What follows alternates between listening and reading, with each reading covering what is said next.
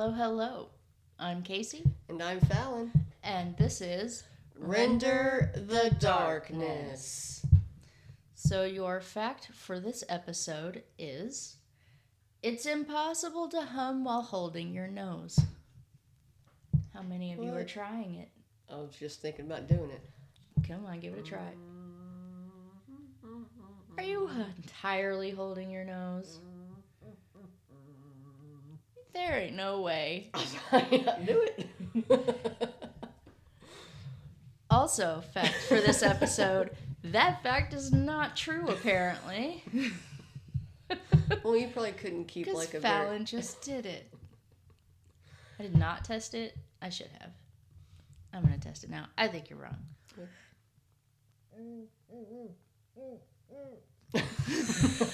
I mean, you can make noise, but it's probably not really a... That was more like a hostage situation I had myself under.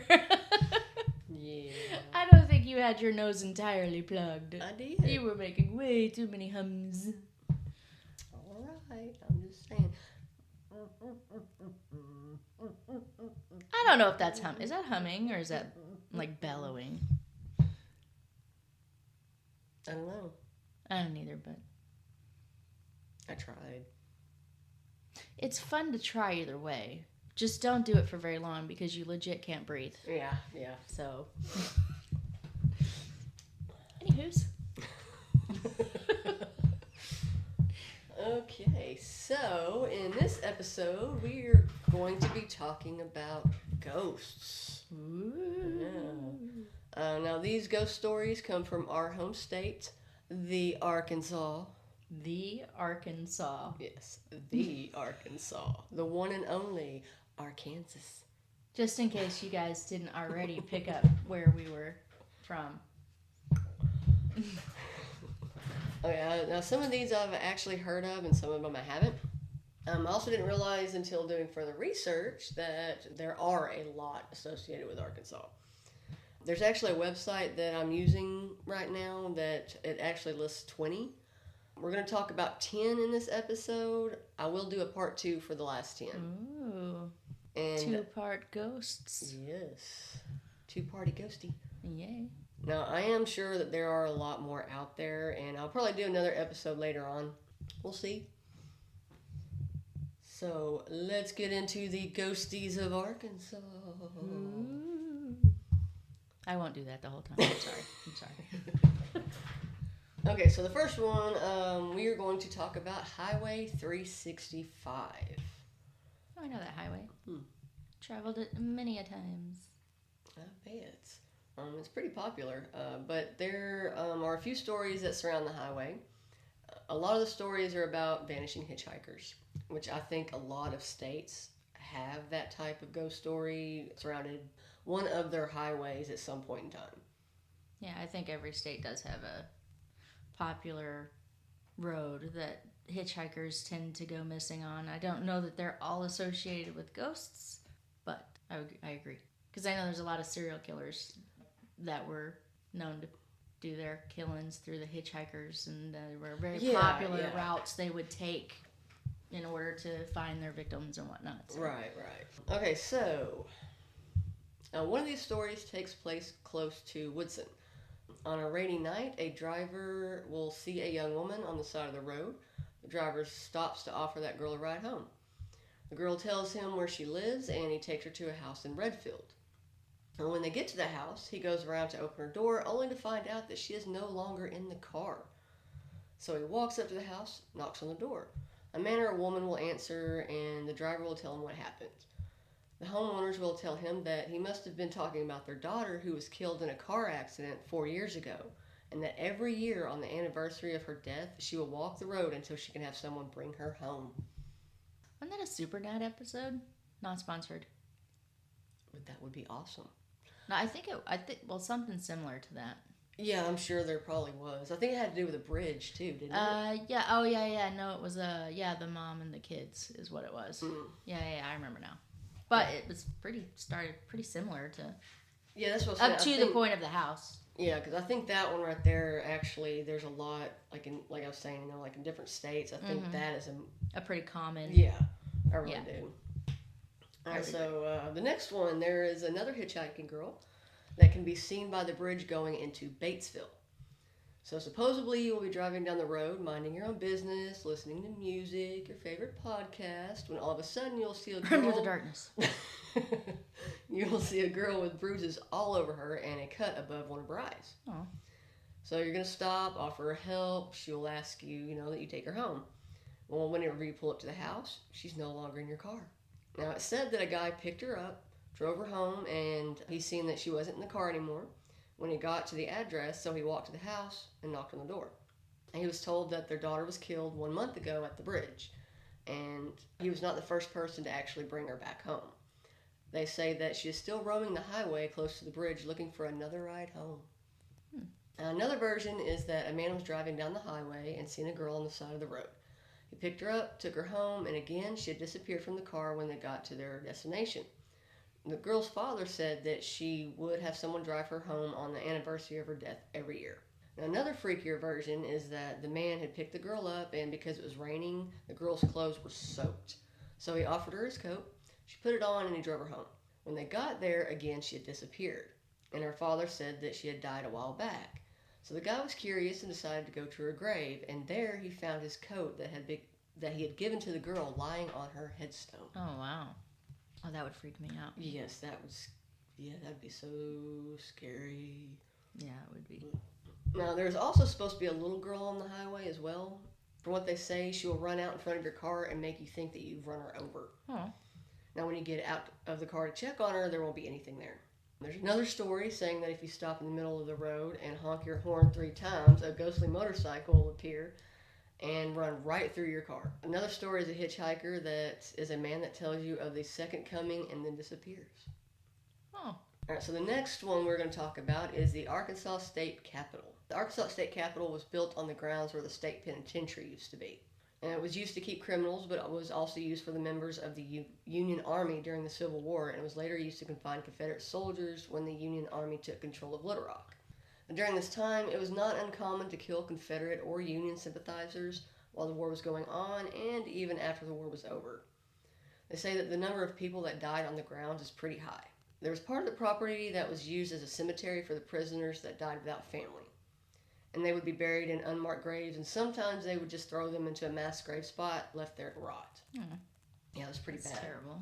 The construction of the state capitol started. They were doing what they were supposed to do, just digging up the basement floor, when they started to uncover coffins. Oh. Hundreds of wooden coffins, and they even dug up actual bones. Oh my goodness. Yeah, it took them 7 months to completely remove everything, and before they could actually start construction again.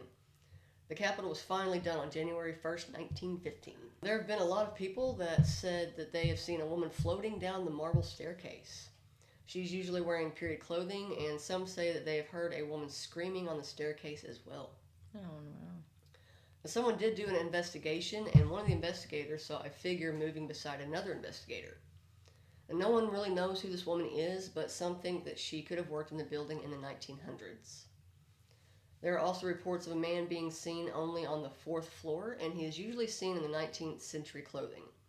Again, no one really knows who this man could be, but I'm thinking maybe, I'm not 100% sure, it could be connected to the next tale in some way. I know that the time period doesn't really add up with the clothing that the man is wearing, but it does seem a little interesting.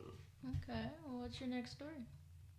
So in 1932, Ira Gurley, I think that's how you say it, Gurley, who was going for Secretary of State, was going to the elevator on the 3rd floor. When he went to step onto the elevator, the operator didn't realize that someone was trying to get on, and he closed the door and made the elevator go up. Ah. Yeah, and when he did that, Ira was crushed between the elevator floor and the top of the door frame. Oh, no. Poor Ira. Yeah, that's an awful way to go. If I ever see that in a movie or something, I can't actually watch it. It's kind of like was it Final Destination? Well, I don't think they were crushed, but they were cut. Yeah. In Final Destination. Oh. Yeah. The elevators have all been updated since then, but they still don't seem to work like they should since that day. When you go to a floor, or whenever you choose a floor, a lot of the times that floor will be skipped, and it only opens at the right floor after it's stopped on multiple floors. So that's an interesting little tidbit there. Okay. Now, the next thing we're going to talk about is Hornibrook House, or the Empress of Little Rock. Now, in Little Rock, there's a bed and breakfast called the Empress of Little Rock, but people call it the Hornibrook Mansion. It used to be a women's college, a boarding house, a nursing home, and at one point, apartments. Ooh, a nursing home. Yeah. Now, the new owners decided to turn it into an inn, and it has become one of the most loved ones in the state. Okay. I haven't been there, and I don't even think I've heard of it. Do they post the history of the house at the front of the house? Probably. I bet they do. Now, they say that there are a few ghosts that reside in the building, one being the original owner, James H. Hornibrook himself. And he died at a young age at only 49. Oh. Yeah, it's pretty sad. And some sources say that he died while playing cards with his friends, and some sources say that he had a stroke at the front of his gate of his mansion. Okay. Now, there is an actual death mask that he had made years before his death because he was afraid he would die young. Well, they were correct. Yeah.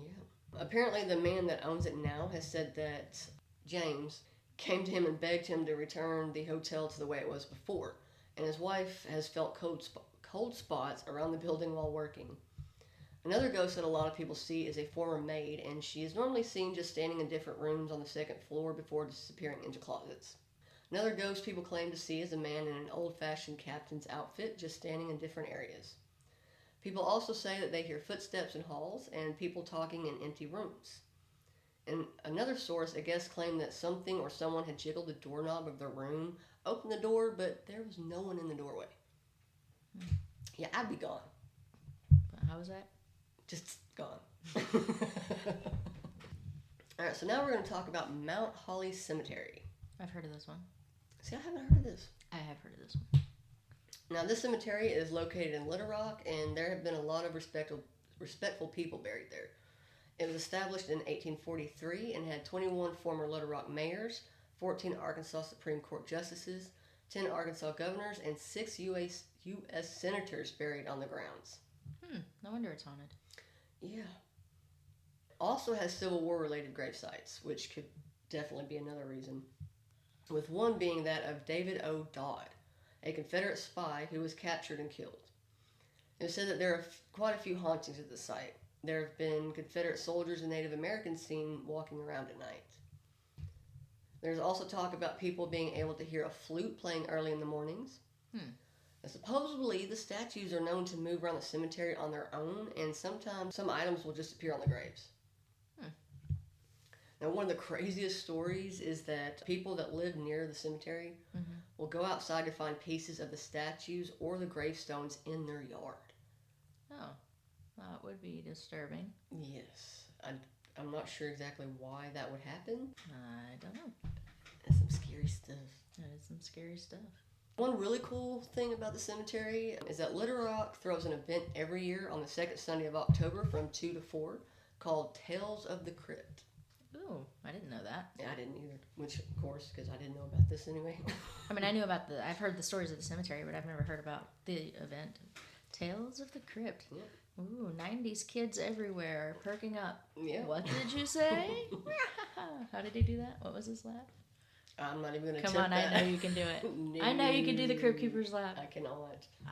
Over 1,000 people show up every year, and the drama students of Drama Department of Parkview Arts and Science Magnet High School in Little Rock will research a person that is buried at the graveyard, and will talk about the history of that person. Oh, that's cool. Yeah, I thought that was pretty neat. I just thought it sounded really cool, and it sounds like something that I would definitely enjoy doing. We should actually go do that one day. I'm down. Let's go. It's not that far. So if you'd like to check it out, you can find more information on mounthollycemetery.org, and I will link the website in the show notes as well. Right on. Very cool. The next one we're going to talk about is the Old Arsenal. Now, the Old Arsenal is located in MacArthur Park and contains the MacArthur Museum of Arkansas Military History. In 1836, when Arkansas became a state, there was a need to build a military installation to protect people from attacks. There were over 30 different buildings built to keep weapons, ammunition, and equipment. Arkansas joined the Confederate States in May of 1861 and took over the post after a peaceful negotiation.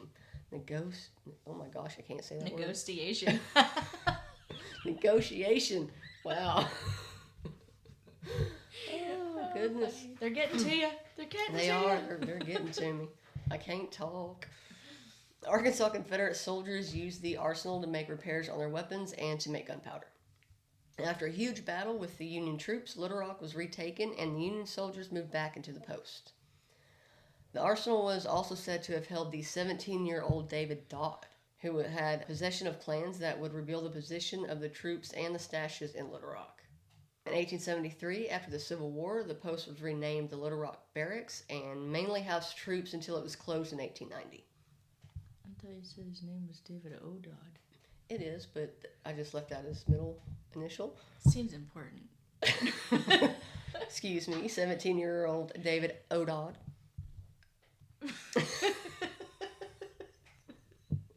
Sorry. Okay. Now, Captain Arthur MacArthur was stationed there in 1880 for 6 months, and he welcomed his son Douglas, where he would actually become General of the United States Army in World War II and most of the Korean War. Impressive. Very. In 1892, Little Rock gave the government 1,000 acres in return for that 36-acre plot, under the condition that it would always be used as a public park. Now, all of the buildings were torn down, and the arsenal was left to deteriorate for 50 years. In 1930, the building was renovated slowly and became the city's Museum of Natural History and Antiques and reopened in 1942. In 1997, the building was renovated again and reopened in 2001 as the MacArthur Museum of Arkansas Military History. And as with many military sites, the Arsenal building and the land seems to have spirits of people that have some kind of tie to the place. And I'm sure there are some that are still there because some unfortunately died on the property due to battles, diseases, or accidents. In 1863, there was a huge battle for the city of Little Rock, and a lot of soldiers lost their lives. Remember the 17-year-old David O'Dodd? I do. Well, after he was captured at the checkpoint with the information regarding the military that he should not have had in his possession, that was written in Morse code. Are you right there? The light is right in my face. I'm sorry. It's driving me nuts.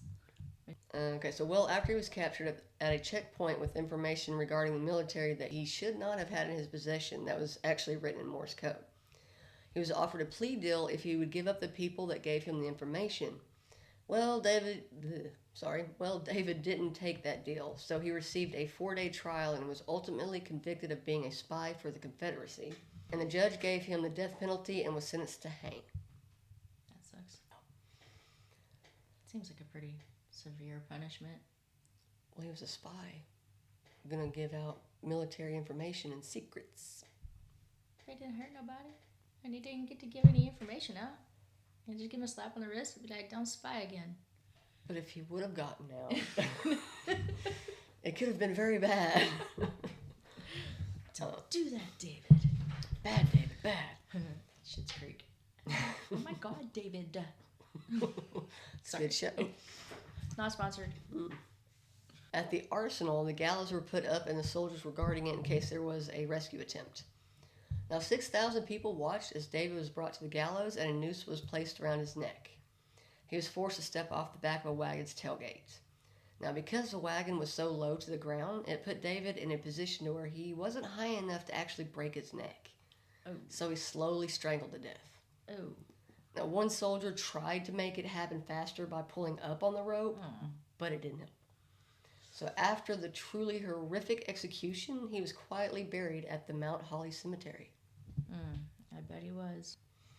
People have said that they hear voices, talking, and music throughout the building. One employee said that she heard music and someone laughing while sitting in her office, and when she went out to go see who it was, no one there. That's the thing about those ghosts. They disappear. Yeah, it's like they don't want you to see them. It's crazy. Makes me sad. I hate them. Yes. We have seen the ghosts. Many a times. One night when an employee was closing, they say they seen someone dressed in a dark uniform stretched out across some chairs. The employee ran to get someone to help her because she was thinking it was a homeless person. When they got back, the other employee walked up to the man and reached out to touch him, and he vanished. There have been other translucent apparitions that have been seen walking down the stairs. Some people have also noticed shadow people and strange shadows on the wall, and some have even seen two shadows dueling under the stairs in the basement. Oh, wow. Now, the last ghost is who people think could be David. In the late afternoon on stormy winter days, they say that there's a playful ghost that likes to throw things at people. Someone walks down the stairs, they might notice something flying right by them. Like somebody just threw it. Seems like a David thing to do. Yeah. Seems like this ghost just likes to play harmless pranks and maybe to see, like get people's reactions. Like, hey, that was close. Yeah. Oh my God, David. You're just going to keep referencing that, aren't you? It's my best Alexis. Alright, so the next one we're going to talk about is Curran Hall. Now, the home was originally built for the wife of Colonel Ebenezer Walters in 1843. Fortunately, she was never able to see the home because she died during childbirth before it was even completed. Do you want to move? Mm-mm. No, it's Colonial. It's Colonel. And my website is Colonial. It's Colonel. Okay, well, we are having a little bit of a argument here. My sources said Colonial. This is definitely Colonel. She's saying it's Colonel Ebenezer Walters. So give us a second, because she's going to Google it.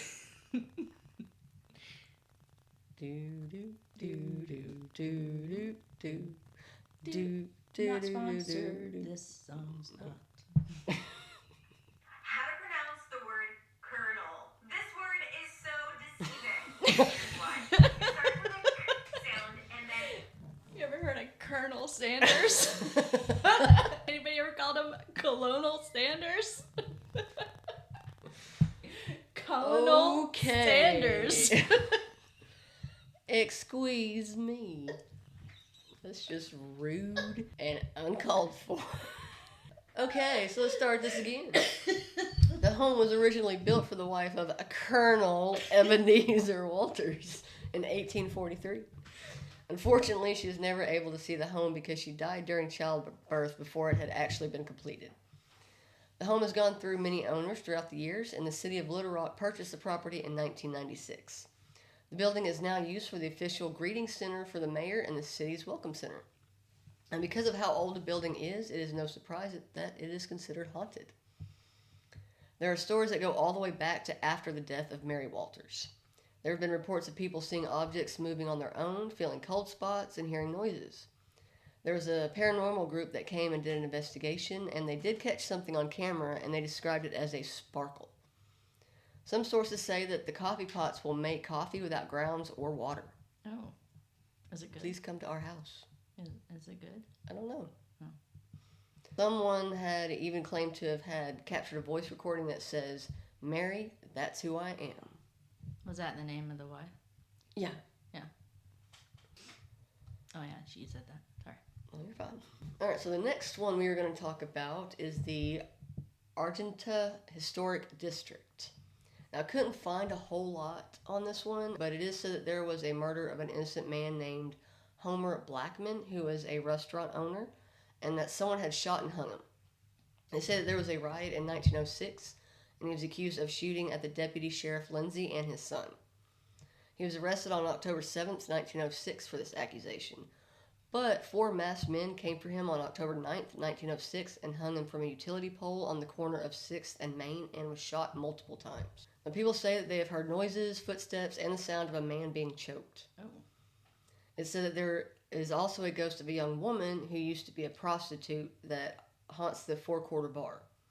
Some people also say that they have had visions of a woman and a man walking together at 415 Main Street. Alright, so the next one we're going to talk about is the Natural Steps. The Natural Steps is a town located west of Little Rock near Perry County border. There have been a lot of ghost stories over the years that take place in this area. A lot of them were even told before the Louisiana Purchase in 1803. One story surrounding the Natural Steps is that Confederates wanted to be able to hide a large amount of gold. So they thought it would be a great idea to sink their boat in a location that they could remember. When they started the process of sinking the boat, they decided to use dynamite.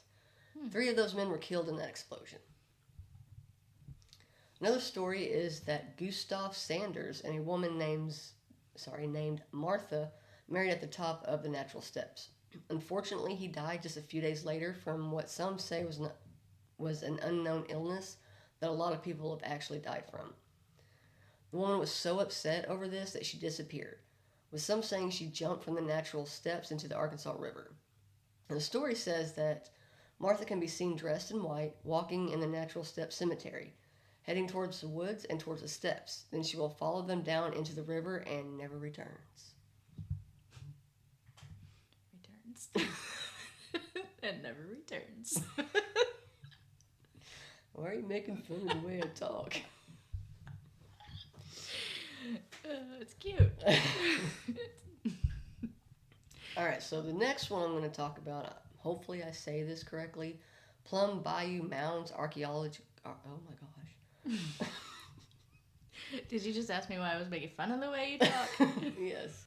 Plum Bayou Mounds Archaeology. Oh my gosh, it's kind of like me trying to say. Aluminum. No. Tranquilizer. I cannot say that word. Plum Bayou Mounds Archaeological State Park. I can't say that word apparently. I can say it good in my head. I can't get it out my lips. Colonel. Oh my gosh. So mean to me. Alright, so whenever I'm going to have to say that word, I'm just going to point to her and she's going to say it.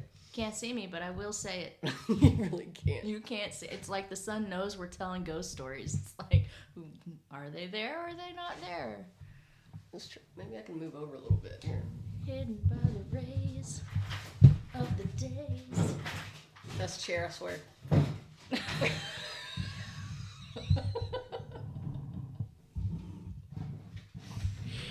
I'm sitting here, it isn't. Okay. That's not better. You're just further away. It's not my face in this video. That's okay. I was going to say, why is it bad on you? That's okay. I don't have to be. You be the face. I'll be the pronunciator. Okay, alright. So, the mounds used to be called the Toltec Mounds and are located in Lonoke County between Scott and Keogh. It's one of the largest Archaeological sites in Arkansas and the lower Mississippi River Valley and is a National Historical Landmark. Sources say that Native Americans lived on the site and built the mounds between 650 and 1050 AD. My husband and I have actually gone there. Really? There's a whole park you can go to and walk around and look at all the Toltec mounds. It's really cool. Oh, that's awesome. Yeah. We've been I there a wanna couple go there. times.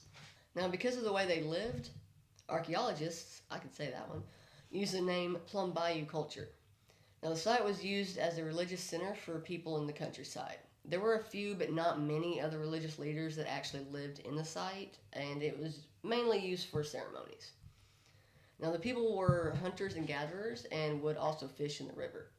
There was a total of 18 mounds that were located around 2 rectangular spaces. Now, one of the mounds is 49 feet high, one is 39 feet high, and one is 13 and a half feet high. Now, the rest are under 4 feet high, but one of them was used as a burial mound.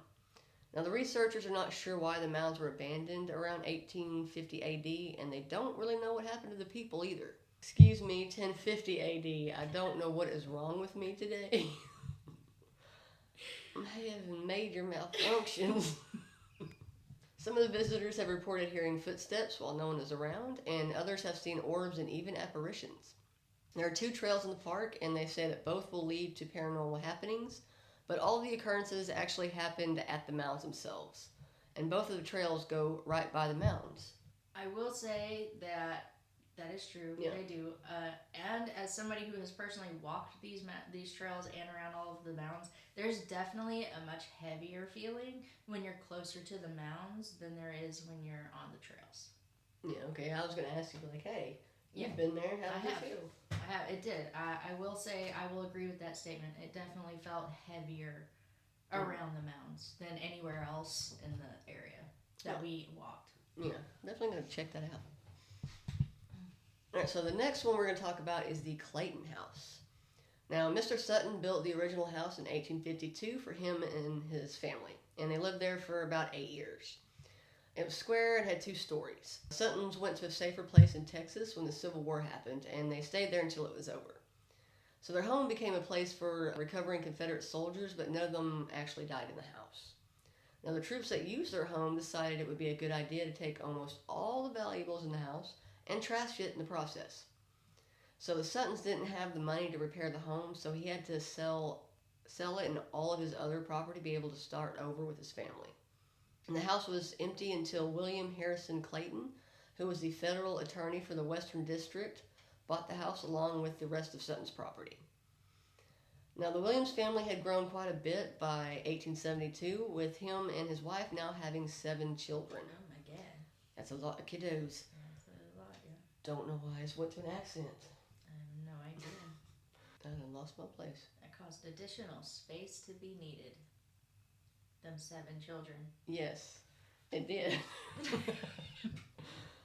He had additions added to the home, doubling how big it was, and changed the architecture style to Italianate, and added some goth style as well. Now, in 1906, his wife Florence had died in the home, and he ended up selling the property at some time. And 14 years later, William died in 1902. Now, the house staying in the family until 1912 and became a boarding house as well. Now, the house was unfortunately scheduled to be torn down due to a fire that had burned a hole in the ceiling of one of the bedrooms. Oh. In 1969, Julia Yodden of Fort Smith stopped the demolition. Julia and 6 others created the Fort Smith Heritage Foundation and bought the property. Good for them. Yeah. Now, they wanted to return the property back to the way it was originally, and it took over 7 years to complete. On May 30th, 1977, it was opened as the Historic House Museum. And they say that people who visit the foundation are not the only ones who love the property. There are spirits that are attached to the house, and they didn't waste any time to let people know that they are there. The previous director, Martha Silber, said that she started having experiences not too long after she started working there. She claims that there is a bedroom on the 2nd floor that people are afraid of, and people will hear doors slamming, stomping boots, and music playing. She has even claimed that she's seen the ghost of a woman who was dressed in a linen shirt and a brown skirt. A carpenter took pictures during a project and captured the figure of a woman. There have been paranormal investigators that have captured EVPs, with one being the meow of a cat. Yeah. Meow cat. There's another EVP of a man cussing and calling out to someone named Anna. And the Claytons actually had a daughter named Anne. Now, the spot where the carpenter took the photos, a woman had her hair actually pulled as well. Oh, that would be enough for me. Yeah. I would be out. They start getting a little aggressive like that. It's like, once they make physical contact in any way, I'm out. I guess they've seen shadows and apparitions out of the corner of their eyes. Some have seen a pair of just gray legs going up the stairs. Oh. Yeah, just the legs. Well. And lights will go on and off by themselves as well. Now, there is an apparition of an older woman who is said to be peaceful and gentle. She has been seen by the windows and in the Clayton's office. Owner of the cat. Maybe. Now, a repairman was in the office when he had seen a woman that was see-through, just standing there watching him. It's also said that the ghost of Powell Clayton is there and not afraid to interact with paranormal investigators. And the spirit told them that he is attached to something in the display cases. Like the spirit actually told that investigator. Oh. Like, He didn't tell him what, though? No, I don't think so. Probably worried he would burn it or something. Try to get rid of it. Maybe. There is a spirit called the Grumpy Man, who is seen wearing a suit and a top hat that has been seen scowling at people in different parts of the building. During an event, someone on the front porch seen a man peek out from the corner of the house, and when they went to go see who it was, there wasn't anyone there. Grace is the spirit of a little girl that will be seen playing around the house. Some people think that she could be Mr. Sutton's daughter who had died in the house. So that is the first part of Ghosts of Arkansas. That could not have been a more unprofessional recording ever. Yeah. Sorry, not sorry. But it was I fun. had fun with it. Yeah. Yeah. But was very interesting. I didn't realize there were so many different places with that kind of stuff attached to it in such a small little state like Arkansas. Yeah, I know. Like I said, I didn't realize there was either. And I'm really excited to check out the Tales from the Crypt event next year. I know. I didn't know that was a thing, but I definitely want to see what that's all about. Me and I look as well. forward to hearing the second part, to hear more ghosties. Yeah, I think we should also go do the Batesville one too, because that's not very far from us. Yeah, we could drive there on a Saturday and film that, right? Yeah, we can do that on Saturday night and just see what we catch. I'm down. Do you want to plan for it? Yeah. Yeah, let's do it. So sometime in the next, month? That's really far away, but Sometime in the next 2 weeks, yeah, let's go that. we'll go check out the Batesville one ourselves, and we'll record it while we do it and see what happens. Yeah, and we will post that video as a little extra, little snippet. Yeah, that'd be a little bonus. Yeah. Bonus. Don't say that. Anyway. I didn't catch it till you. I looked at you. I was like, oh. We did also talk about. I know we started with Arkansas, obviously, because we're from Arkansas, so it just was like a natural state thing to do. Yeah. Anyway, but we have talked about we're gonna do these kinds of stories for every state eventually. Yes. So if you know one from your state that you would like to be included, or if you have your own personal ghost story, and I know there's tons of people out there who do, Yes. we also have our own personal ghost stories, just from growing up. And I'm still a CNA, but I've been a CNA for 16 years, and so I've had many experiences to talk about. So I know a lot of you out there have stories, and we would love nothing more than to hear them from you, or read them from you if you want to send them in an email at renderthedarknesspod@gmail.com. That'd be awesome. Yes, that would be so cool. Ghosties. Other than that, I'm not going to do my traditional long-winded rant at the end. I'm just going to say thank you so much for hanging out with us. Apologize for the quality of the video, because I know that was awful. Sorry about all the mess ups and the goofiness, and but We're not always that unprofessional, but it is what it is. it was fun. It was fun. We Yeah. hope you enjoyed it at least a little bit too. If you did, feel free to subscribe and share with your friends. Comment. Comment, yeah, reach let out us to us. know. We'd love to hear from you. I promise you, we respond to every person. Every single one. Do the ghosty. Do the ghost. And on that note, this is Render the darkness. Bye. Bye.